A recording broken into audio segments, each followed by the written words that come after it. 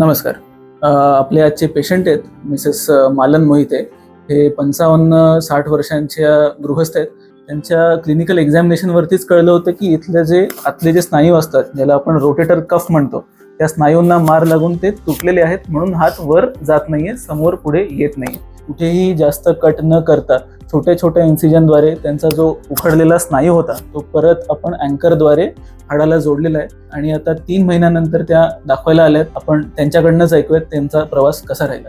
मालन अर्जुन मोहिते, गाव शंभूखेड, तालुका मान, जिल्हा सातारा. तेवढा भरला आणि एकाएकीच हात दुखायला लागला.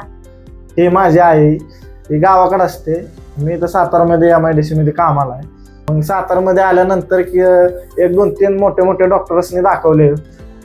MS डॉक्टर होते हातावरचं, पण त्यांच्याकडून काही फरक नाही पडला आपल्याला. मग म्हणलं डॉक्टर कपिल जगताप साताराचं फेमस आहेत, मग इथं जावं. मग इथं आलो मी सातारा हॉस्पिटलमध्ये. ऑपरेशन चांगलं झालं आणि नंतर एक 8-9 दिवसानं डिस्चार्ज दिला.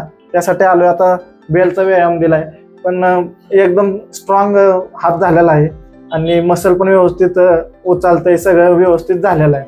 पण आपल्या सातारा हॉस्पिटलमध्ये आम्हाला एकदम व्यवस्थित खर्चात, कमी ह्याच्यात चांगलं काम करून दिलेलं आहे. कपिल डॉक्टरचं एवढा आभार आहेत ना, बास. एकदम खूप खूप धन्यवाद त्यांना.